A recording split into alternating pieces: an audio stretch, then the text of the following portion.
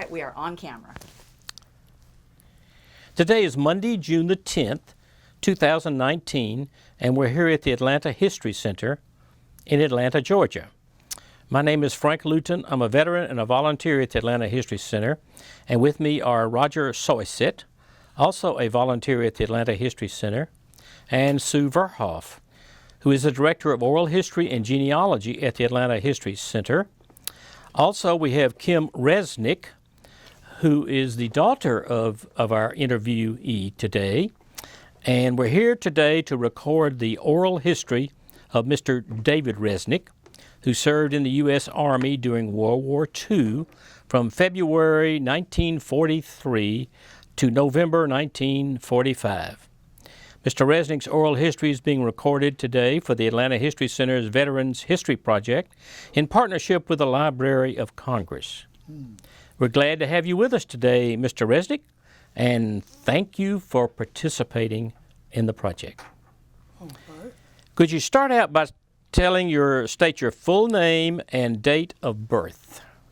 David Resnik, 4/17/21, Liverpool, England. Okay. And let's start out by just talk a little bit about your growing up years and kind of what happened before the U.S. Army came into play. Just talk about that. Well, I lived in England until my teenage years. Family came to America because they had previous members of the family that came over to America who had done quite well and had places where they could employ my father and so on. So we were immigrants to America. Tell us a little bit more about how you grew up and what some experiences you had. Well, in England, I remember Liverpool is the port, and I can remember the street and the house we lived in, and walking around and really feeling I belonged there. It was difficult leaving. I was leaving not just a country, but relatives and a history. My father had been in the British Army, and it was even quite difficult for him to leave. Came to America because his older brother had come and had established himself and opened a factory and offered him employment over here. And in England, employment was hard to come by in those years. So we came over in that way. And we came over and lived in New York City. It was a difficult city to get used to. People talk funny. They didn't speak English. And I went to school, became partly Americanized through that experience. Became involved in, wanted to get a higher education and went to North Carolina to a college down there. And really did well there, fitted in. Small enough college where you felt you were taken care of and belonged, made friends easily. So I had a good life down there. Beyond that, I, went on and lived in various places. New York City was obviously one of them.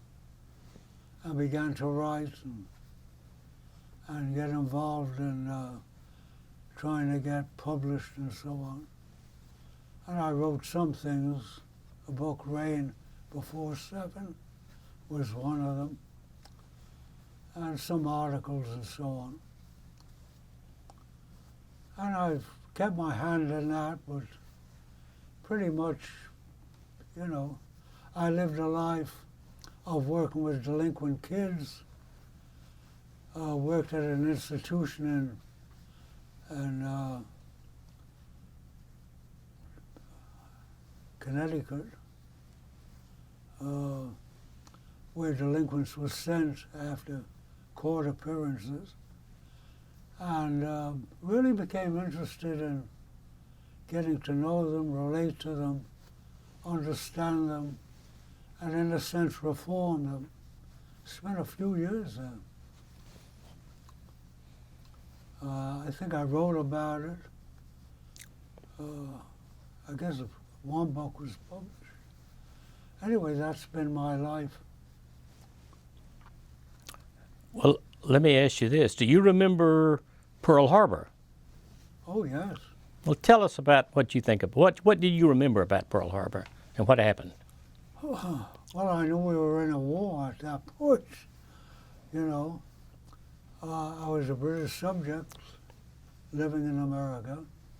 I didn't know where, you know, I'd end up, whether I'd be called back to England. And actually, I was given a choice.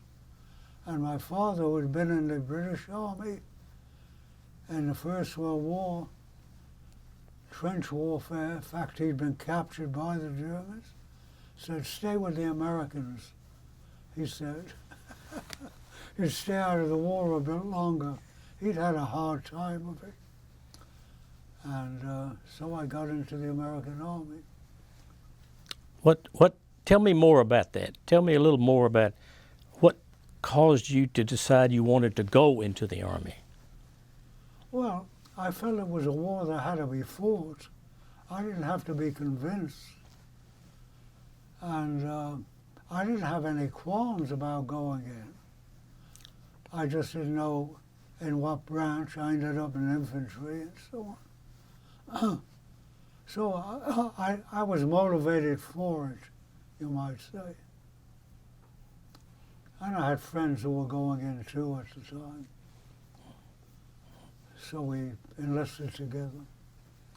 Okay, well, talk about a little bit about that. Your enlistment, what did you do then, and what were you thinking about when all that was going on? What did your family think about that? They thought, they weren't against my going in. My father kind of shook his head. He knew what the war was all about. He'd really seen trench warfare, had been wounded once, you know, he'd gone through a lot. And he said, try and keep out of the infantry, where I ended up in.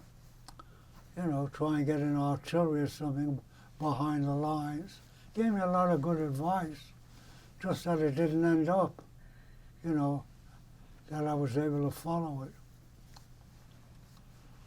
At that time, you lived in New York City or you were in North Carolina? Both. Both, okay. Yeah.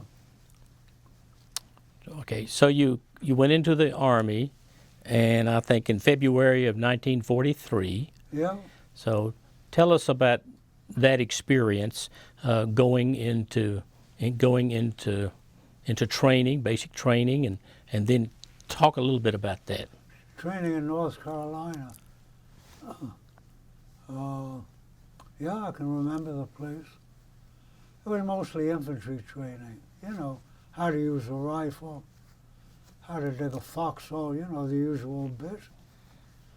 It was a good experience. There's nothing unusual for me. I had known my father's war. He'd written about it and talked about it, so I knew what to expect in a sense. Whereas with some other guys who didn't want to be there, didn't like the experience at all. But it was a good experience for me, you know. I felt it was a war that had to be fought, you know, so I felt I belonged somewhere in it. Okay, and where in North Carolina was your basic training? Well, it was in New Jersey. Oh, okay. Well, tell about that. Talk about that. I think Fort Lee, as I remember. There's a training camp there. And the training was in the use of a rifle, digging a foxhole, you know, the usual bit, how to handle a hand grenade, all that sort of stuff. Just the basics. I'm sure it's the same today. Were you in the service? Oh, yeah. Well, you know what you go through. You know? Talk a little bit about your migration from basic training to where you went next. Talk about that. I went down south to the Carolinas, as I remember, and got additional training, more advanced training down there. And now, beyond digging foxholes and so on, use of guns and so on. How to throw a hand grenade. There is a way of throwing it, you know.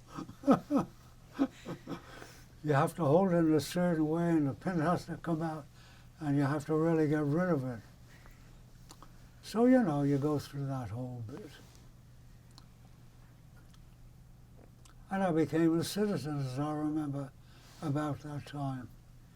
They said any person who came from an allied country, and sadly England was an allied country, could become a citizen. And it was just holding up my hands, being sworn in, getting first papers. I never needed any other paper other than that. And where did that happen? Huh? Where did that happen? What location? In Fort Dix, New Jersey. In Fort Dix. Yeah. Okay. And what happened? How did you migrate from Fort Dix to where you went next? What happened Well, then? we went down.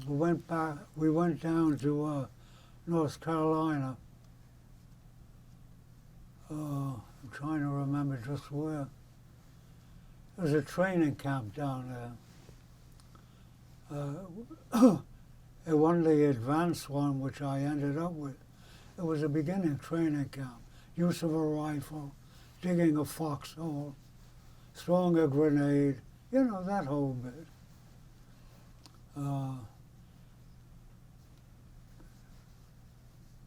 How to walk, you know, a march and that sort of stuff.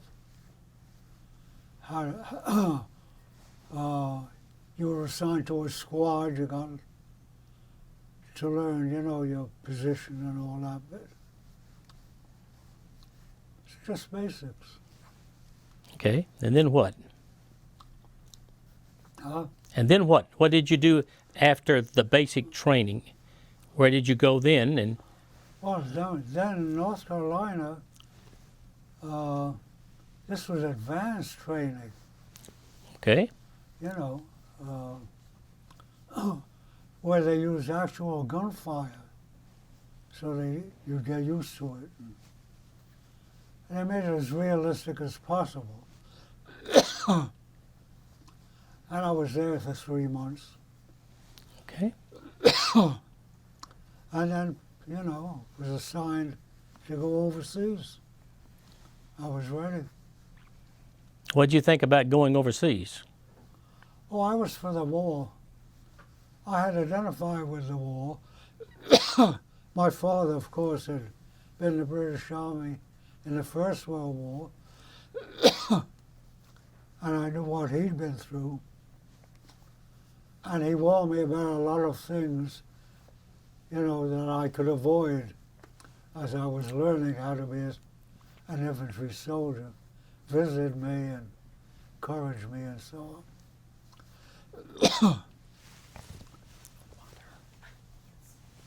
Then I went into the 36th Combat Engineers, and that was the outfit I was with.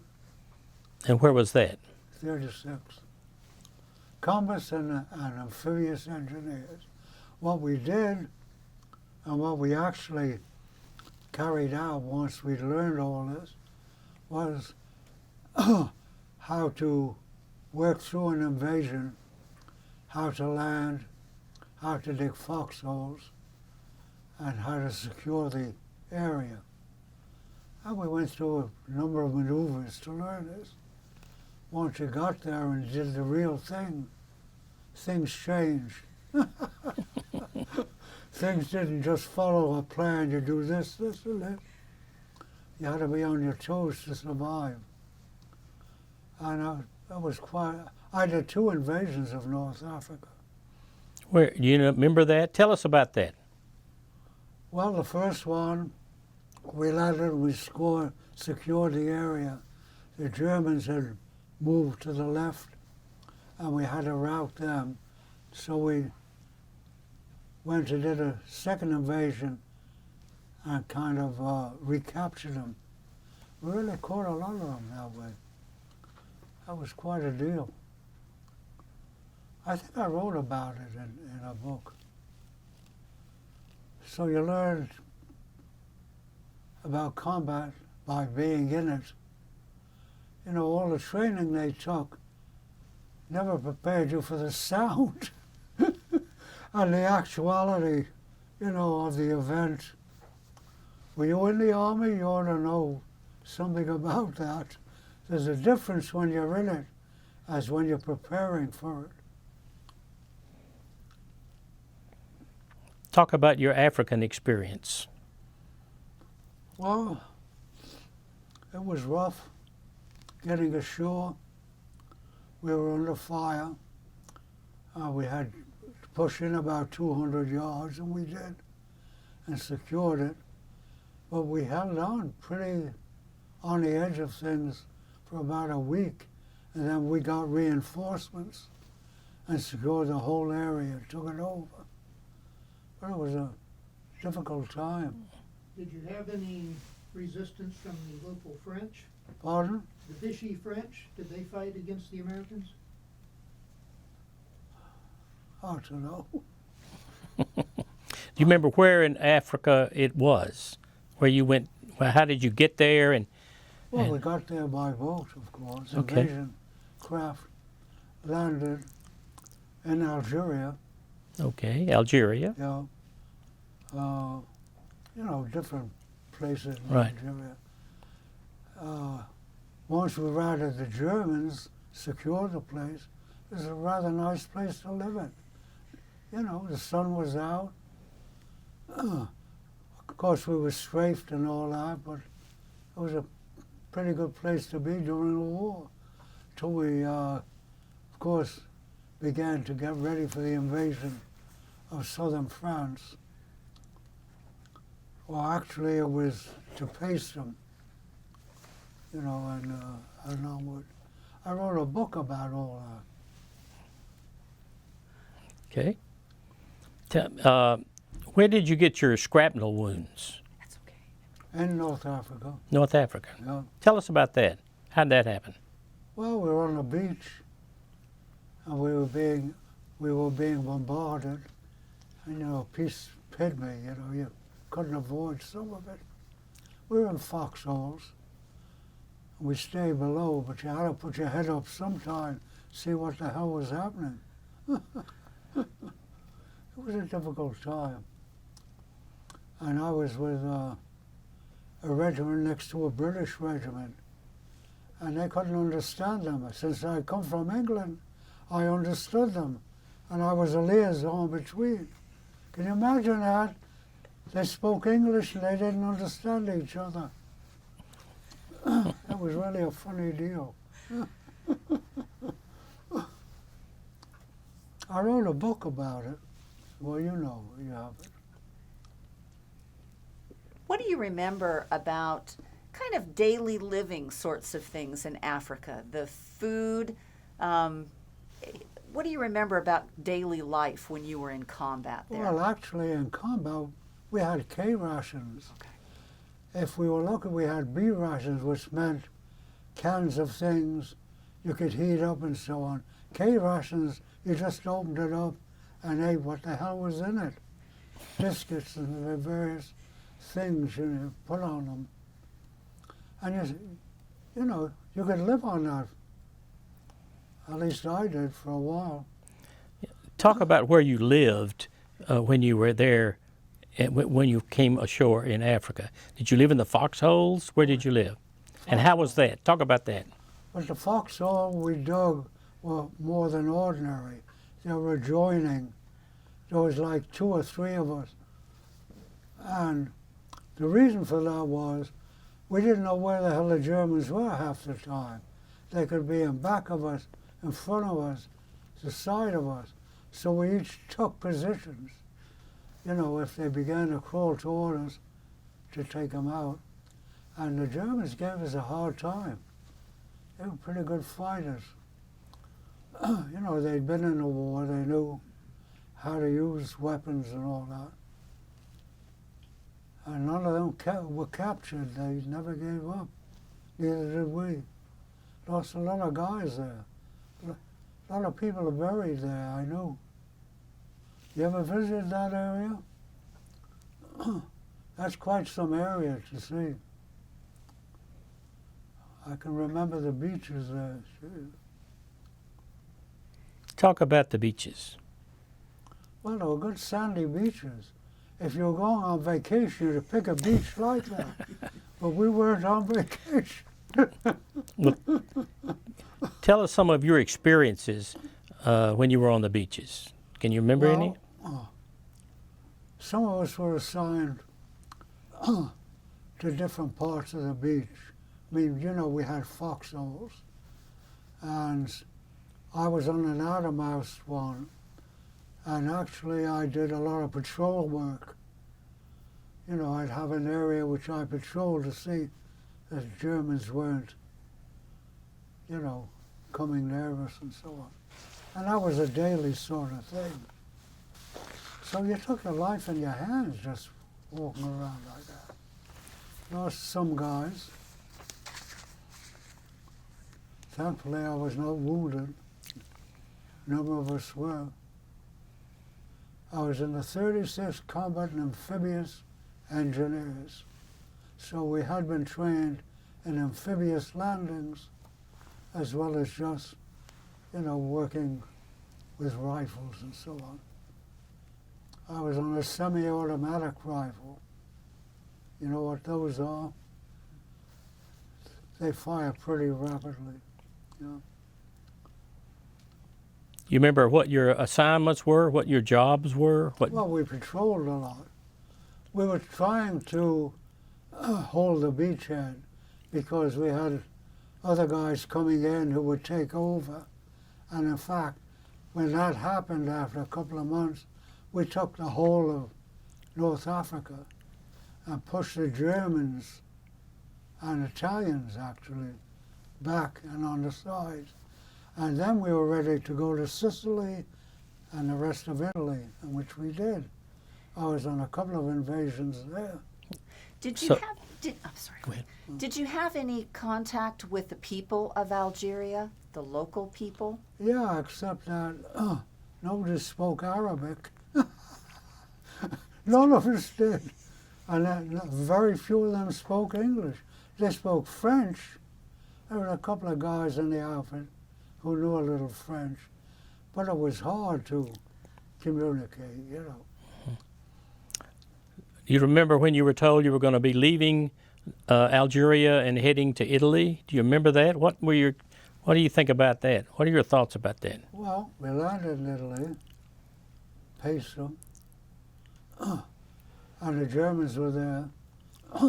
But, you know, we landed pretty heavily. You know, we just didn't land with rifles. We had amphibious tanks and so on. I don't know whether you ever seen an amphibious tank. It's a smaller tank, but well armed with a 37 millimeter, and pushed them back, and we got a foothold, and that's what we were looking for. Difficult war. How was Italy different than Africa? How were your experiences in Italy different? It was more civilized, I would like to say. Some people knew English.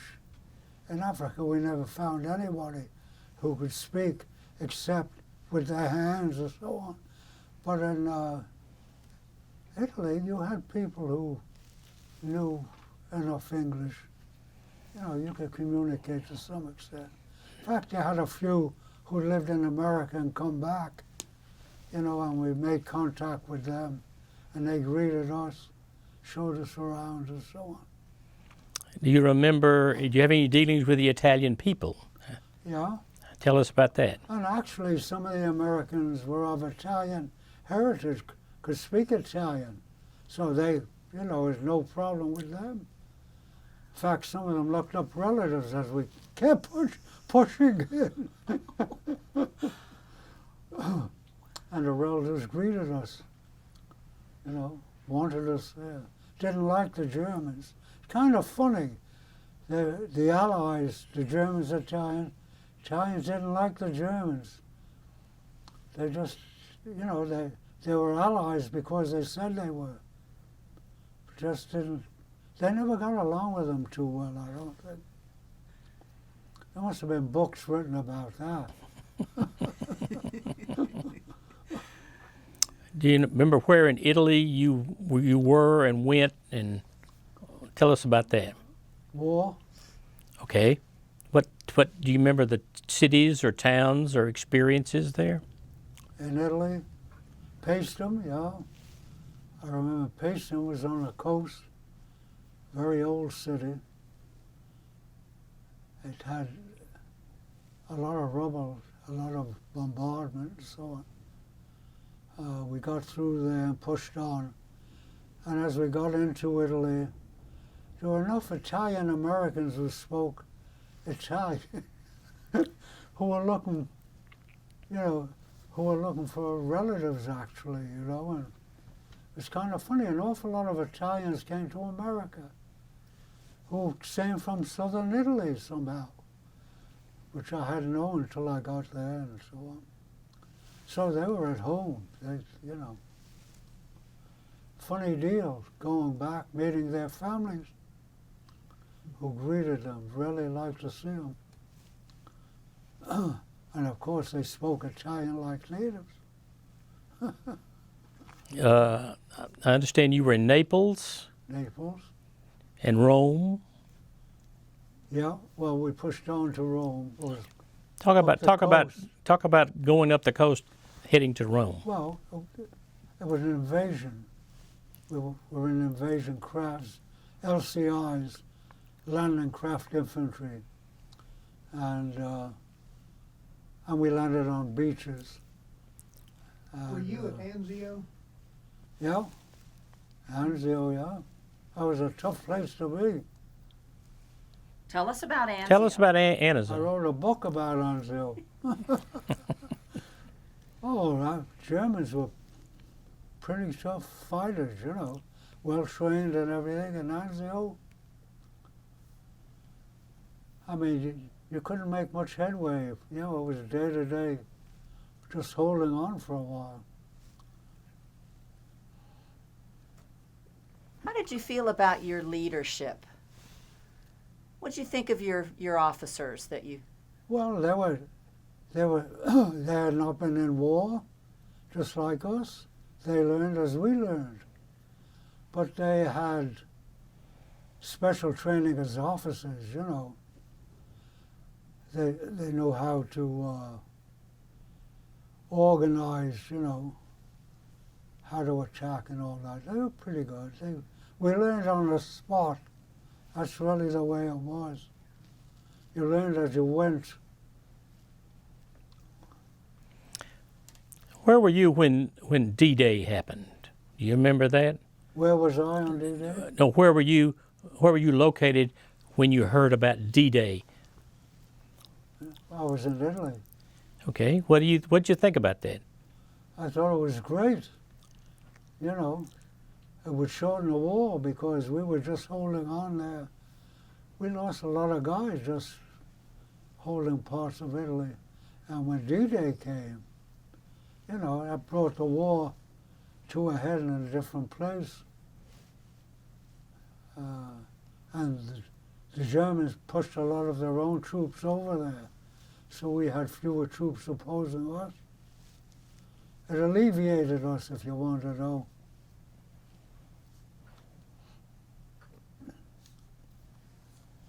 And so you were in Italy at the time. Yep. So, and D-Day occurred June the 6th, 1944. Yep. And so in Italy, where did you go from there? Or any other stories in Italy you would like to tell us about? No, actually, once France was invaded and so on, the Germans pulled out a lot of their troops from Italy. So we didn't do much except patrol. In other words, kind of root out whatever ones were left. Do you need some water? Oh, yeah.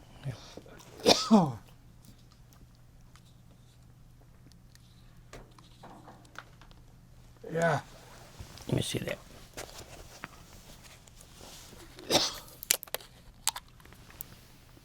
Gee, you have strong fingers.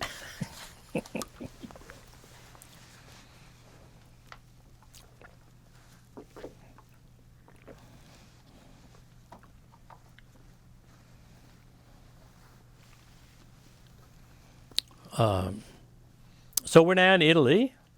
Have you gone to southern France yet? You remember going there? Yep. Oh, yeah. Landed in France. Talk about a little bit about that. Well, one invasion after the other. It was almost like duplicating yourself. And we were well trained at that point. We knew how to handle things.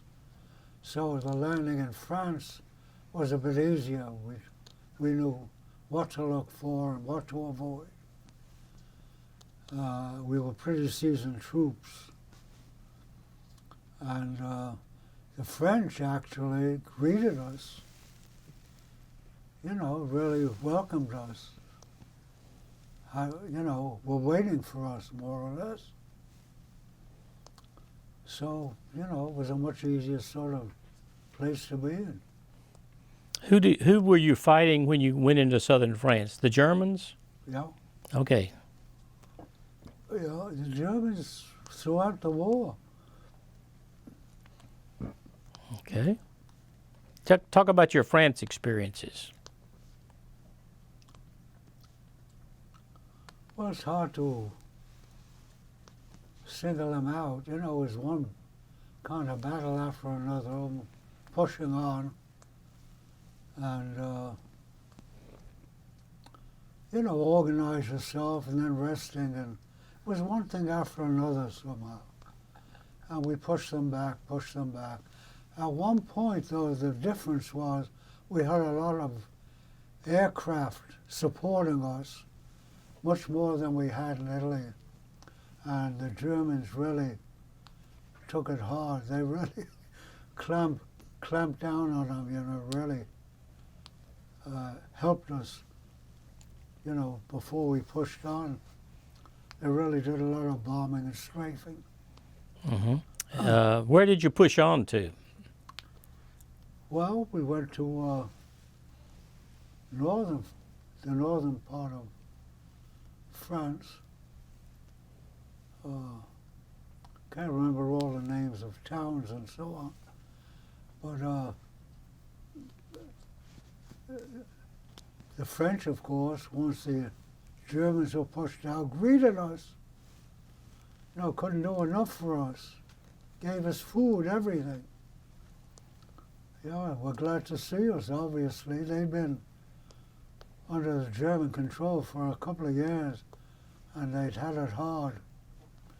Germans were disliked intensely. You remember any of your experiences in France, because you came up from southern France? Yeah.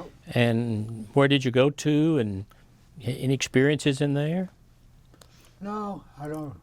I mean, I wrote about them. I can't remember too much about them. Warfare is one difficult experience after another. I mean, you're trying to survive and you're trying to take over land. And the nice part is when you're greeted by the people who were waiting for you, the French couldn't do enough for us. We got good meals from them, in fact. But it was great. Did you enter into Germany at any time? Yeah. Talk about Getting that. into Germany was a different thing. We didn't know what to expect. but it was funny because some of the Germans greeted us just like the French did, and some of them didn't. They were very bitter about being overrun because they thought they'd won a war at one point, and they didn't give up easily. And actually, when we went out, we never were out singly. We were always out as on patrol because we didn't know whether we'd be attacked or not. And I don't know, it took a long time to take over Germany. Tell us places in Germany that you remember being.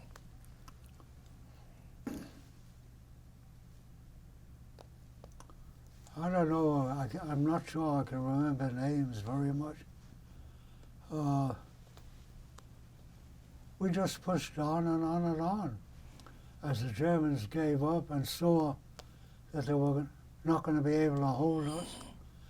And we had reinforcements. We had pretty much new soldiers coming into taking over from us too.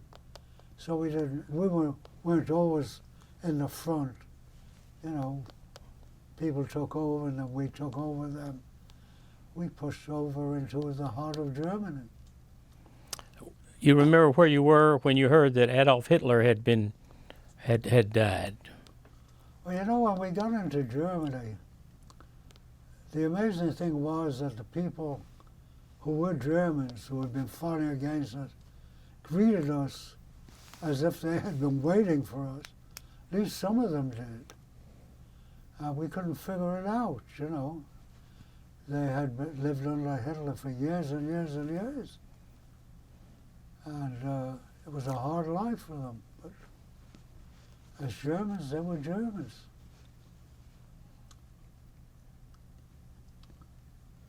Do you remember hearing about his suicide? About what? About Hitler's suicide? Do you remember hearing about that? Yeah, we didn't believe it at first. It was too hard to believe.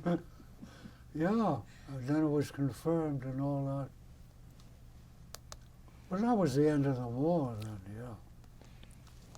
And you know, after the war ended and we began to mingle with the Germans, most of the Germans had had relatives in America. It was kind of funny. They'd look us up and say, "Where are you from?" And if we were anywhere near where the relatives were, they greeted us. You know, they felt friendly. Kind of funny. They'd been under Hitler for many years. He had really ruled our country. How long were you there before you came back to the U.S.? About 5 months. What did you do during that 5 months? Where were you? You remember? Well, I mean, we patrolled and so on in cities. There was some that was still hiding out that we had been told to look out for. Some never gave up. Perhaps even today still haven't given up. The Germans, you know, really identified themselves with their own country. Do you remember where you were in Germany during this time? Some of the names, I don't know. Okay. It's from one town to another. Were you around Berlin or around in Bavaria? It was in Bavaria, all of it. Okay. Did you ever get down to Austria? Yeah, actually we pushed, that was to the west of us, pushed into Austria. And the Austrians who were under German rule, many of them greeted us, liked to see us, unlike most of the Germans, you know. We're glad to see us, in fact. Yeah, it was like being in a different country. Did you encounter any concentration camps? Oh, yeah. Tell us about that. Oh, yeah, and people were still there. And in pretty poor shape. We had to have doctors in there right away.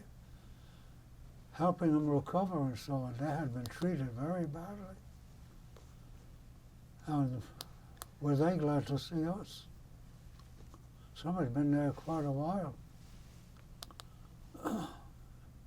I don't know, some of them never did recover, I don't think. Not only were they badly treated, they had very little to eat.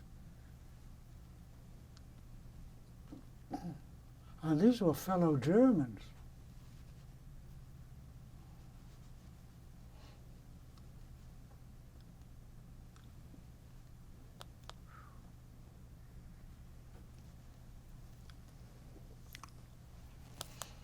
Where were you when you were told you were going to be coming home?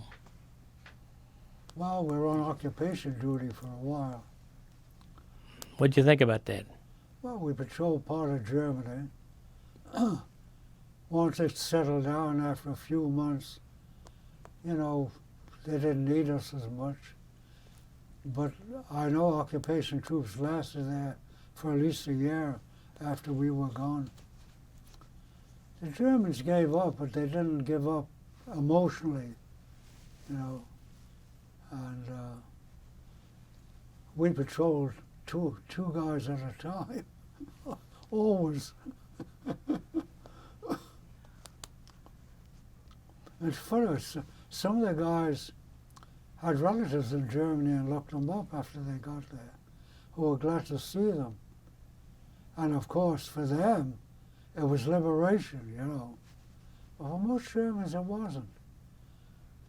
They wanted to win the war. They didn't give up easily.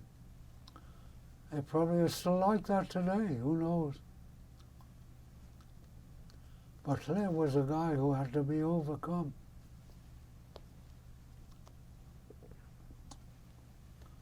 He treated not only Jews badly, but lots of others. I'm sure you've read that, you know. Talk about coming home. That was quite something. Look forward to it, of course. It was hard adjusting. It's kind of funny to say that. In fact, I wore parts of my uniform for months afterwards, and then gradually became a civilian, you know. But I kept in touch with numbers of guys that lived where I lived, and we got together.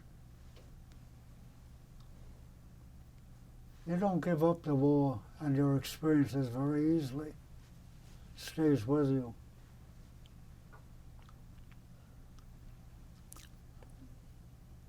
I mean, one way of getting over is writing about it, too.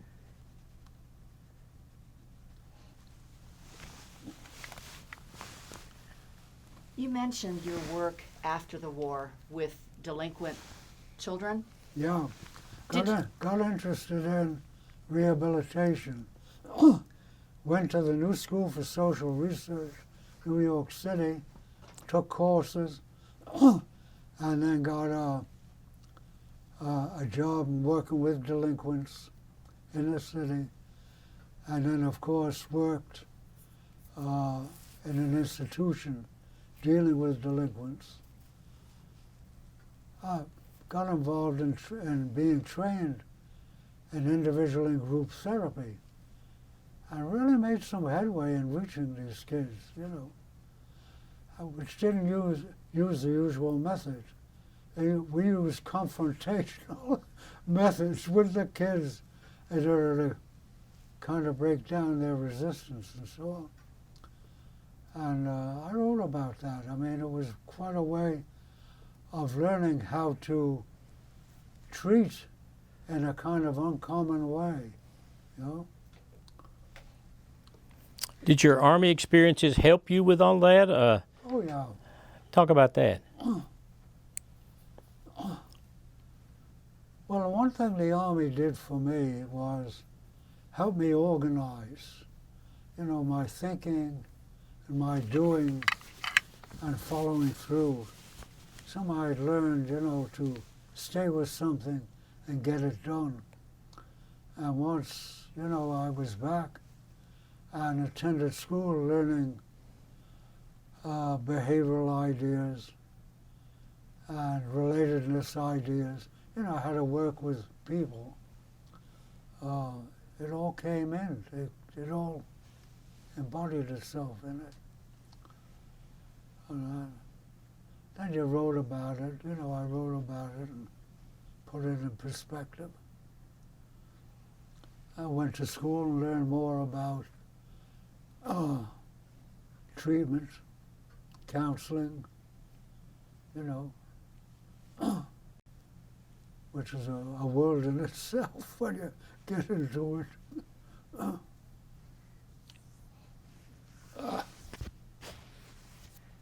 Take you back just a little bit. You mentioned that you suffered from malaria while you were in the service. Yeah. Can you tell us a little bit about that, why that happened? And Yeah, North Africa, it happened. A lot of us did get bitten, had malaria. We were given treatment, of course.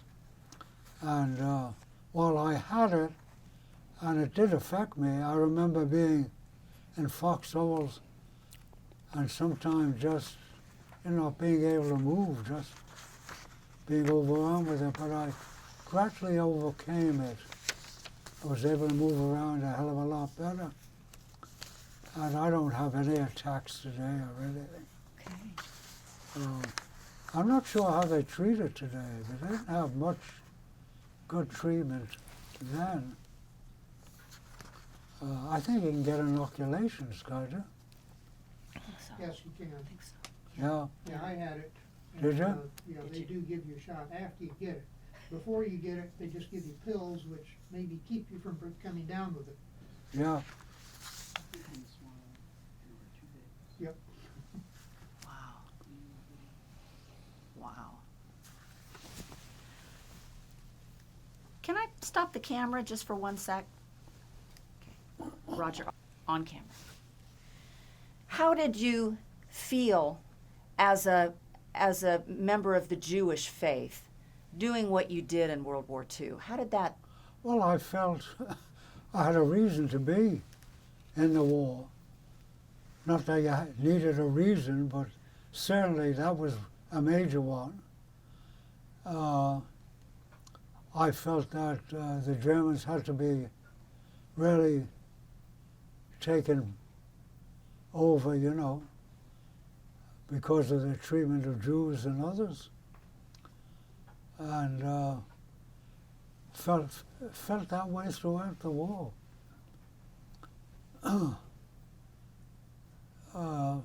Felt about it very strongly, in fact, you know, that I was in the war not just because I was an American, or not just because it was against, you know, the Germans who, you know, needed to be overtaken and so on, but because faithfully, you know, I was carrying out something that had some meaning to me. And I met others who felt that way. Not that you had to be a Jew in order to fight against the Germans, but it was an added attraction sort of thing, you know. Of course, I was English born. Father had been in the British Army during the First World War, and when he came back, I had been captured, by the way. When he came back, never gave up hating the Germans. And I grew up, you know, with that sort of attitude, you know, which I just took over. So I didn't need to be convinced about the Germans. I was ready to fight them. Did you ever worry about being captured? Because Oh, yeah. I was near captured a couple of times in foxholes and so on, but we fought them off. Especially in North Africa. Jesus. The Germans were not far from us. We could see them. We could wave to them. And we, you know, if they came over, we pushed them back. And they were uneasy because we had artillery on our side, they didn't. And we pushed them till finally they had no place to be pushable. They gave up, so we captured the rest of them. It was a difficult time, North Africa. There have been books about it. Especially, it was hot. You're in foxholes, it was like a desert there. I mean, you were swilling water all the time. And not too much, because you're not supposed to. They had all sorts of ways of surviving, which is don't take in too much water at any one time.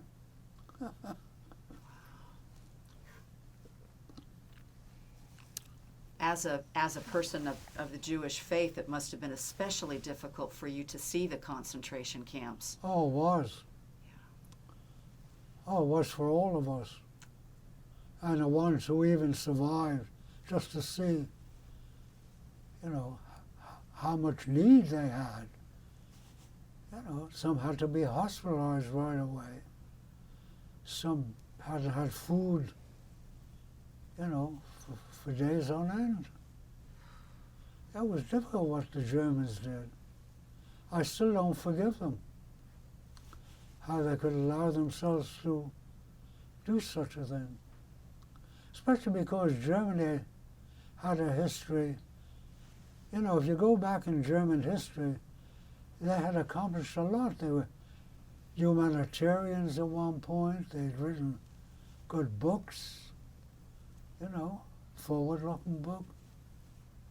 But with Hitler, it was a whole different thing.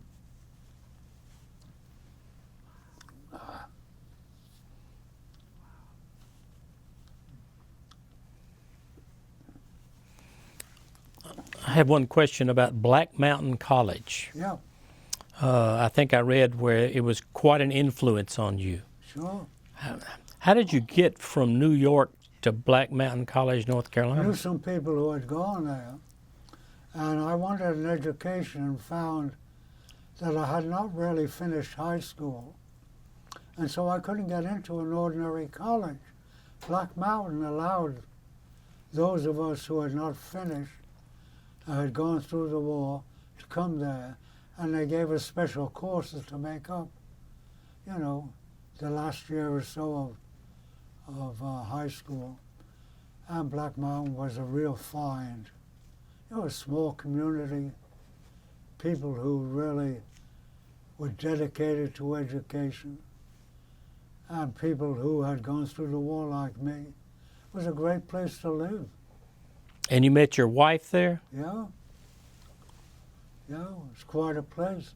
It also pioneered in learning, small classes or tutorials.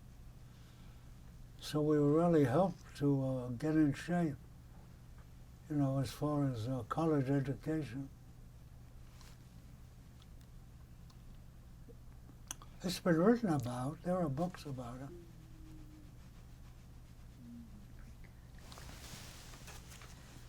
I think I'm okay.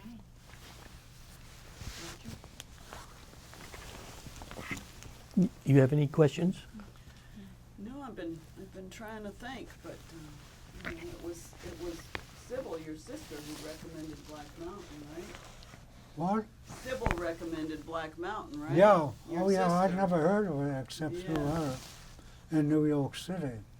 Black Mountain was the college for people who couldn't take a regular college to go to.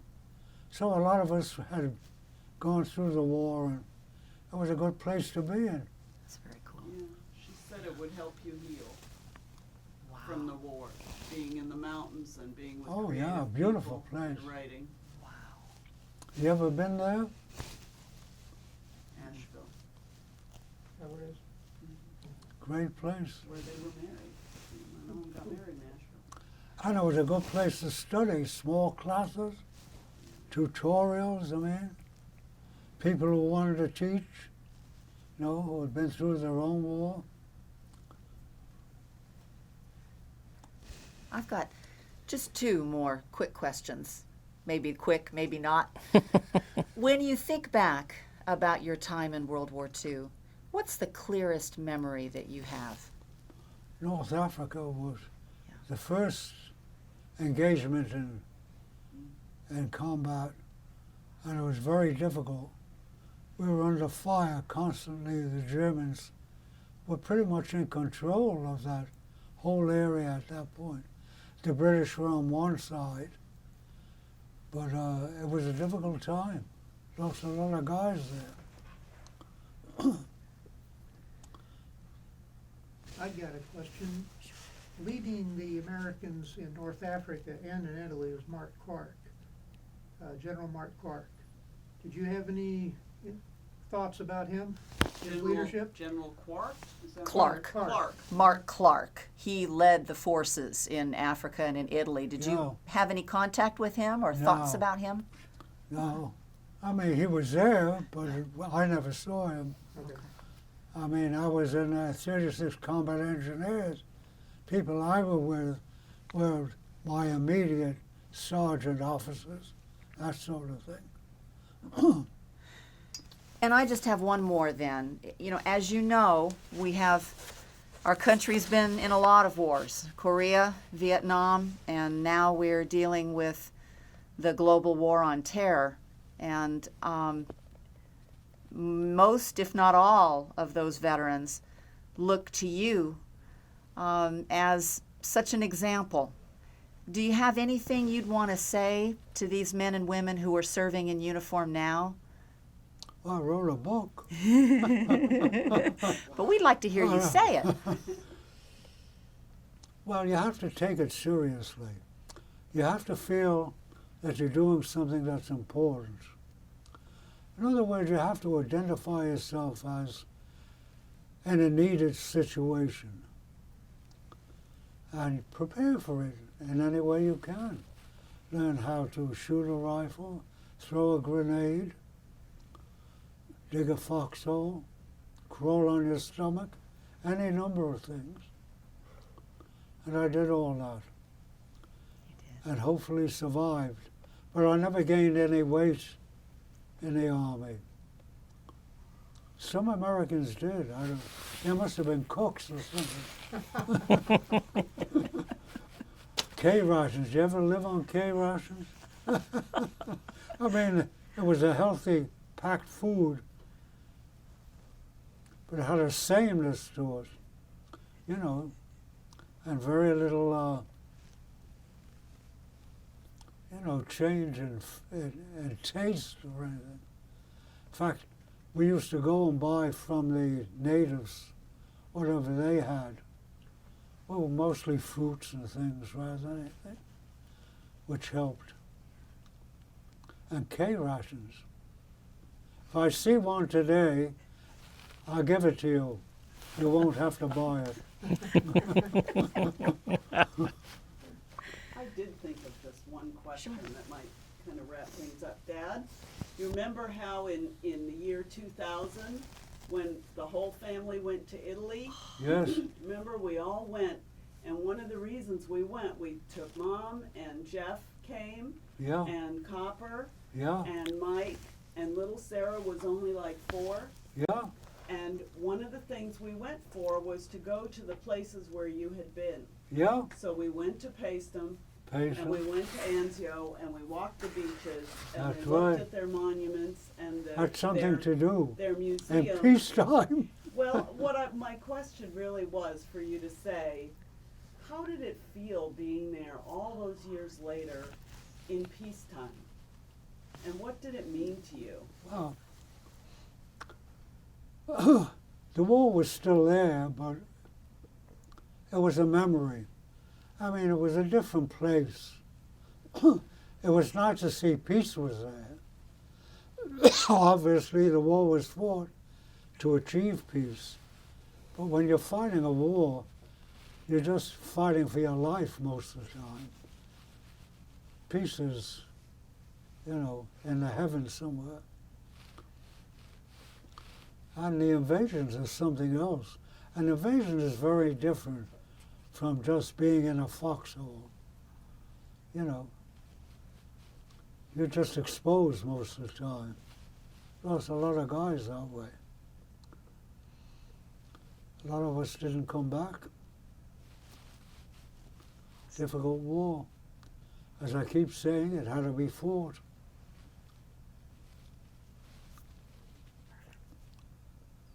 Perfect. All good. Thank you. Thank you very much. Thank you for your service. Had to be done. We are off